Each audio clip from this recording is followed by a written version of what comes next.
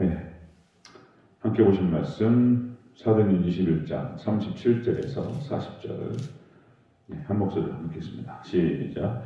바울을 데리고 영내로 들어가려 할 그때에 바울이 천부장에게 이르되 내가 당신에게 말할 수 있느냐 이르되 네가 헬라 말을 아느냐 그러면 네가 이전에 소요를 일으켜 자객 4,000명을 거느리고 강요하러 가던 애굽인이 아니냐. 바울이 이르되 나는 유대인이라 소비 아닌 길리기아 다소시의 시민이니 청컨대 백성에게 말하기를 허락하라 하니 천부장이 허락하거늘 바울이 침대 위에 서서 백성에게 손짓하여 매우 조용히 한 후에 히브리 말로 말합니다. 아멘. 네, 감사합니다. 오직 예수님, 예, 주님의 은혜와 평강이 넘치시기를 축원합니다. 아멘. 오늘 함께 읽으신 사도행전 21장 37절에서 40절 본문을 토대로 바울과 천부장의 대화 내용 이런 제목으로 말씀드리겠습니다. 바울과 천부장의 대화 내용. 자, 사도 바울은 예루살렘에 들어가면 어떠한 결박과 환란이 있을 것인지를 잘 알고 있었다. 자, 이것이 예견되어 있었던 것이고요. 이제 예루살렘에 도착하여서 유대인들을 통해서 이 예언이 그대로 성취되는 것을 볼 수가 있습니다.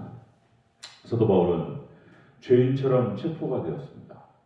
그리고 체포 전후로 해서 매질을 당했다. 폭행을 당했습니다. 사도 바울이. 그리고 이제 오늘 천부장이 이제 사도 바울에게 와서 그 자리에서 사도 바울이 만약에 천부장이 오고 군대들이 와서 사도 바울을 들어서 옮기지 않았다면 아마 그 자리에서 맞아 죽었을 겁니다. 근데 하나님의 은혜였어. 어쨌든 거기서 이제 뜯어 말리고 그렇게 해서 이제 사도 바울을 데리고 이제 영내로 이제 이렇게 옮기게 되는 그런 과정이었습니다. 오늘 보면 천부장과 대화 내용을 통해서 또 우리가 교회가 한번 또 이렇게 생각해봐야 될 중요한 내용이 있습니다. 함께 확인해 보도록 하겠습니다. 자, 바울과 천부장과의 대화 내용. 첫 번째로 천부장이 바울에게 이전에 소유를 일으킨 자가 아니냐 이렇게 묻습니다. 자, 우리 38절을 같이 읽겠습니다. 시작. 그러면 내가 이전에 소유를 일으켜 자객 4,000명을 데리고 광야로 가던 애굽인이 아니냐 이렇게 물어요. 그러니까 이제 사도 바울에게 헬라 말을 아느냐, 유태인인데 헬라 언어가 다른데 아느냐라고 물은 다음에 역시 길리기아 다소 사람이라는 것을 알죠. 그래서 이제 그 사도 바울은 로마 식민권자였습니다. 길리기아 다소라고 하는 지역 자체가 로마의 식민지 안에 딱 속해 있었던 곳이었고요. 태어나면서부터 그래서 두 가지 문화를 다 익숙하게 접했던 사람은 바로 사도 바울이었습니다. 그래서 로마의 시민권자였고, 그리고 그 말 헬라말도 잘 사용했던 사람이었고, 그리고 헬라의 교육 정책이라든지 교육 문화를 잘 알았던 사람입니다. 잘 혜택을 받았던 사람이에요, 사도 바울이. 이 하나님께서 다 은혜 가운데 역사하셨어요. 자, 그리고 유대인으로서 이제 율법을 잘 알던 사람이었고, 또 가말리엘 문화생으로서 학자였습니다.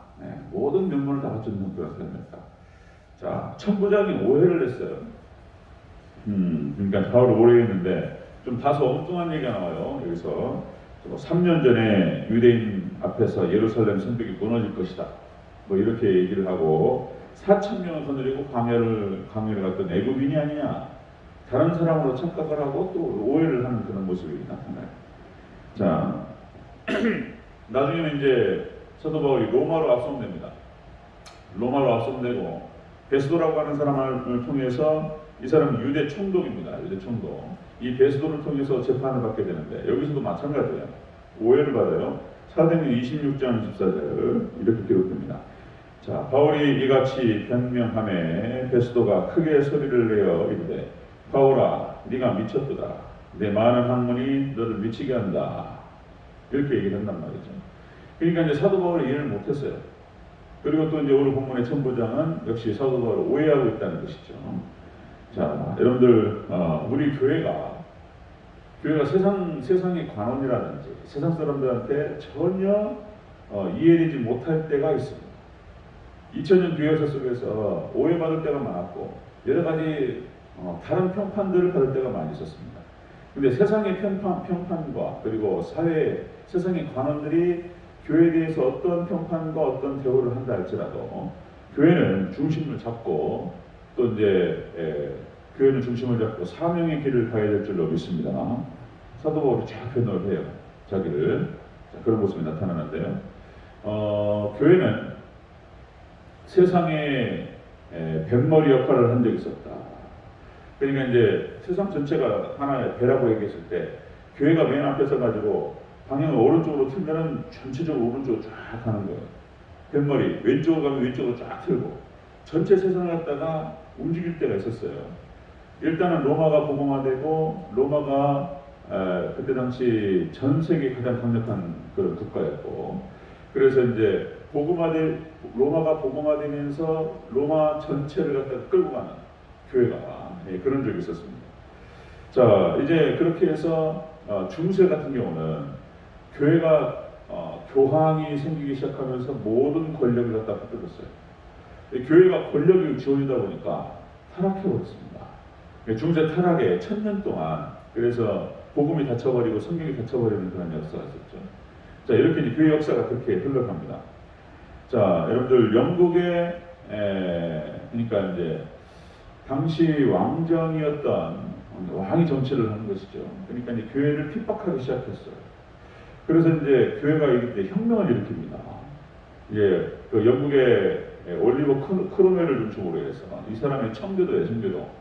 이 철저한 경건과 근신과 신앙이 좋았던 사람입니다. 신앙과 인격이 훌륭했던 사람이에요. 평신도인데, 자 올리버 크롬웰을 중심으로 해서 청교도 혁명을 일으키게 되고, 그래서 이제 왕정을 무너뜨려요.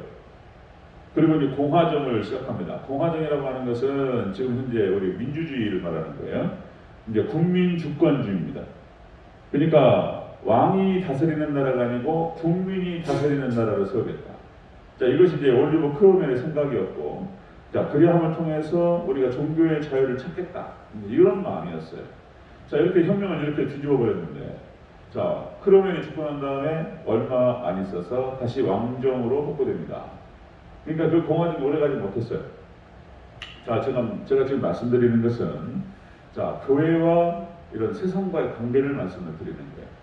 자 그래서 이제 그 교훈을 통해서 우리가 알 수 있는 건 뭐냐면, 세상을 바꾸고 세상을 이끌어가는 것은 어떤 권력을 가져가지고 이렇게 뒤집어 엎고 그래서 그 어떤 세상적 권력으로 세상을 끌어가는 것이 아니라는 거예요. 교회는 역시 교회가 세상을 다스렸을 때에는 이제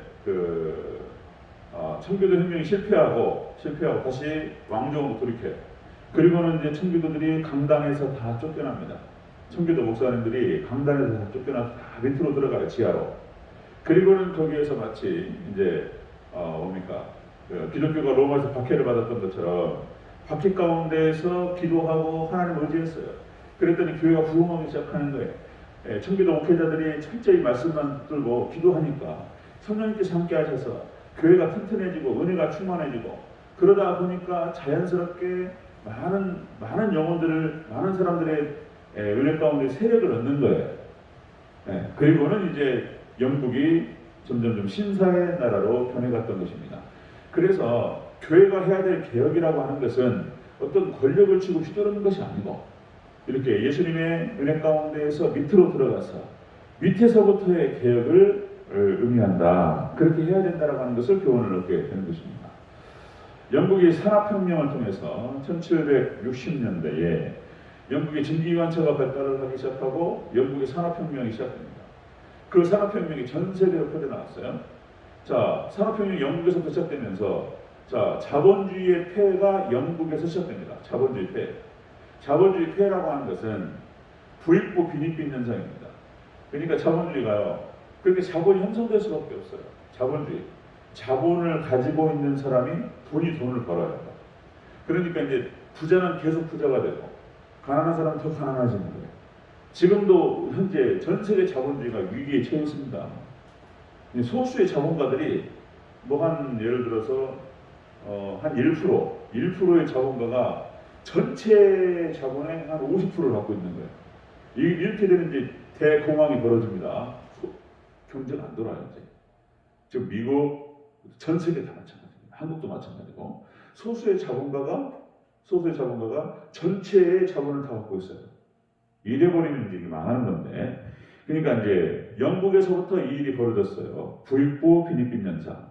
일이 벌어지니까 어떤 일이 벌어지냐면 거지가 생깁니다. 거지. 완전히 망해버린 사람이 생겨요. 지금 미국도 마찬가지고 이제 거지가 생기기 시작하고 그 다음에 이제 범죄율이 늘어납니다. 범죄율, 강도, 도둑 늘어나요. 사람이 이제 3일 굶으면 톡 돌아버리잖아요. 자기가 3일 굶는 것은 참을 수 있을려나 모르겠어요. 근데 자식이 만약에 3일 굶잖아요. 사람 이성을 잃어버리잖아요. 그러니까 이런 사회적인 현상들이 막 일어나기 시작해요. 그러니까 이제 그때 산업혁명 후에 영국이 무질서했습니다. 그런데 영국에 또 어떤 사건이 벌어지냐면 요한 예슬레를 중심으로 해서 요한 예슬레 감리교의 창시자죠. 요한 예슬레를 중심으로 해서 영국에 부흥이 일어납니다. 교회가. 그래서 사실상 그때 역사가들 그러니까 우리 기독교 역사가들이 하는 말이 아니고 세상 역사가들이 무슨 얘기를 하냐면 요한 예슬레 한 사람이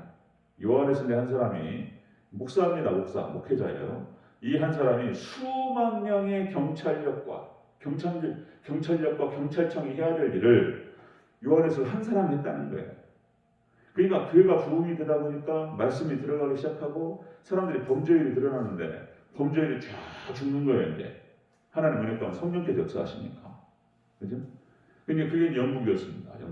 영국의 모습이 그랬고 지금 오늘 사도 바울이 지금 이제 사도 바울과 천부장과의 관계성을 통해서 우리가 볼 수 있는 것은 자 세상 관원들과 그리고 교회의 어떤 그 사이에서의 교회 역할이에요. 교회 모습을 볼 수가 있어요. 자 바울과 천부장의 대화 내용을 봤을 때에 자 이렇게 천부장은 바울을 오해했습니다. 자 세상의 관원들과 세상이 교회를 오해할 수 있습니다. 그럼 우리는 어떻게 해야 되느냐 이 상황에서 그 얘기를 우리가 볼 수 있습니다. 자, 바울과 천부장의 대화 내용 두 번째로 자, 우리를 오해했어요. 바울을 오해했습니다. 두 번째로 자, 바울이 천부장에게 백성에게 말하기를 허락하라. 이렇게 얘기해요. 자, 39절을 같이 읽겠습니다. 시작.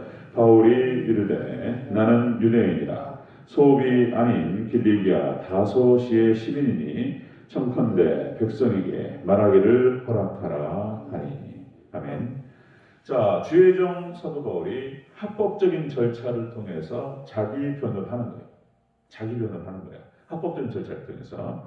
여기서 허락하다라고 하는 뜻은 자유를 주다, 허용하다 이런 뜻이에요. 내가 말할 수 있도록 자유를 주고 나를 허용하라 이렇게 이제 요구를 했던 것이죠. 지금 사도 바울은 쉽게 말해서 불법적인 것이었습니다. 그러니까 죄가 없이 폭행을 당한 거예요.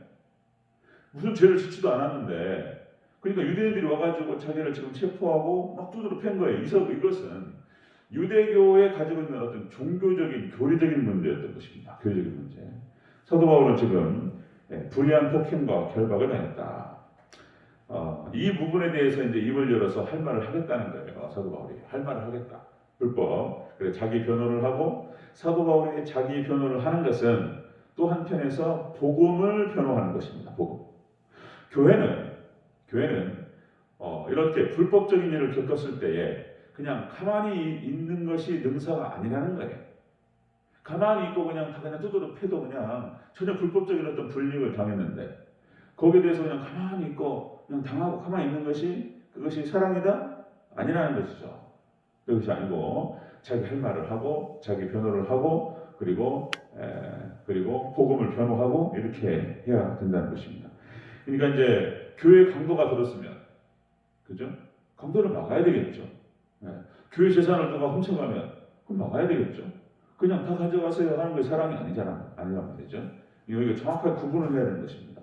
우리가 구제할 때는 구제하고 많은 불쌍한 사람들을 돕고 그리고 설령 악한 자가 우리를 공격한다 할지라도 예수님께서 산상수훈에서 말씀하셨던 것처럼 어떤 면에서는 그들을 보호하고 또 우리가 내어주고 그럴 필요도 있는 거예요. 그러나 강도가 와서 교회 뭐 1층 교육관, 2층에 와가지고 뭐 훔쳐 가져가고 막. 그 가만히 있는 것이 능사가 아니라는 것이죠. 예. 자, 우리 교회도 지금 이제 교회 재개발이라든지 이런 문제들이 있습니다. 그래서 이런 재개발에 대해서 교회의 권리를 주장해야 된다는 것입니다. 그래서 이것은 성경적인 것이고요. 그래서 교회도 교회 재산을 지키고 그렇게 할 필요가 있다는 것입니다. 자, 이 복음이 이제 그 영국을 중심으로 해서 이제 미국으로 건너가게 되죠. 그래서 사실상 이런 자본주의 시스템과 더불어서 발전한 것이 무엇이었냐면은 자유민주주의였습니다. 이런 자유민주주의 시스템이 들어가기 시작하면서 가장 먼저 보호하려고 했던 것이 뭐냐면 당시 미국을 세워나가면서 미국이라고 하는 나라를 그 땅에 아메리카라고 하는 땅에 북아메리카에 세워나가면서 가장 중요시 생각했던 것이 종교의 자유였습니다. 그러니까 이렇게 왕정을 통해서 뭐 왕이라고 해서 앉았는데 종교를 박해해요, 교회를. 그럼 뭐 못 믿게 하고 그럼 있을 수 없잖아요. 지금 미국이라고 하는 땅이 그렇게 해서 영국의 어떤 그 성공회죠, 성공회.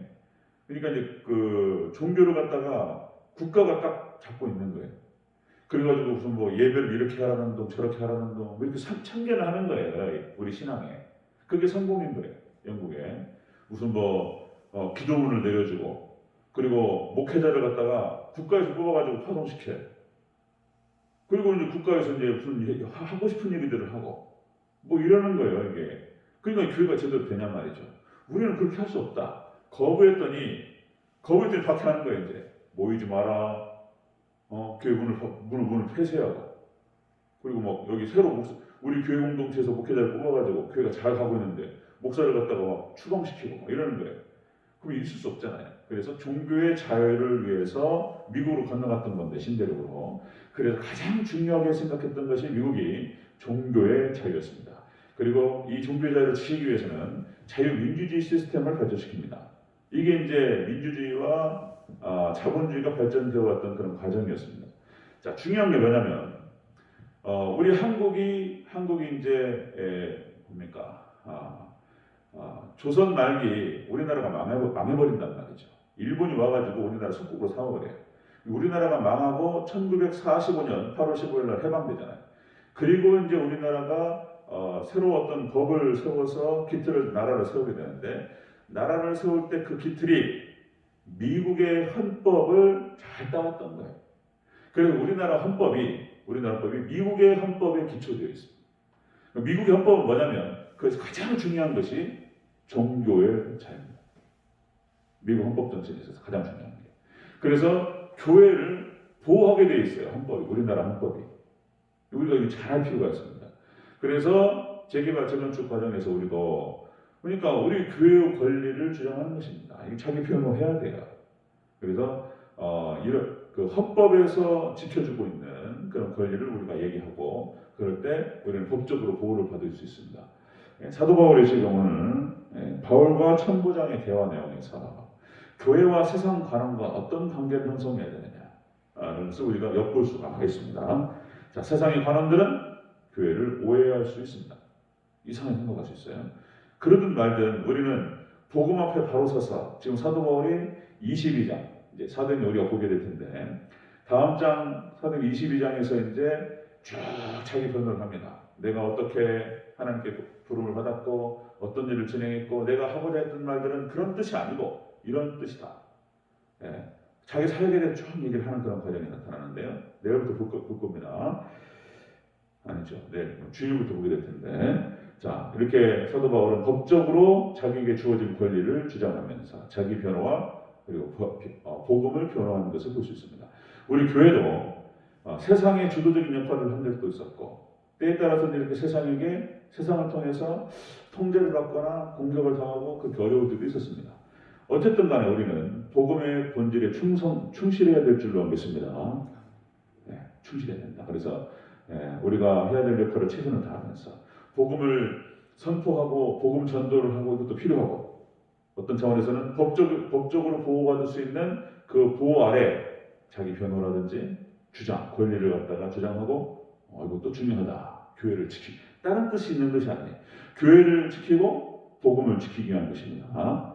우리도 이제 기도 많이 해서 기도 많이 해야 될 텐데 우리 대전제일교회도 이제 복음을 지키고 성도들을 지키고 복음을 지키기 위해 교회를 지키기 위해서 기도 많이 하고 때에 따라서는 법적인 권리들을 또 주장하고 변호하고 그렇게 할 필요가 있습니다. 자, 여러분 교회를 위해서 많이 기도해 주시고 하나님께서 은혜 가운데서 지켜주시기를 그렇게 승리하며 나가는 우리 대전제일교회 되기를 주의 이름으로 축원합니다. 아멘. 기도하겠습니다.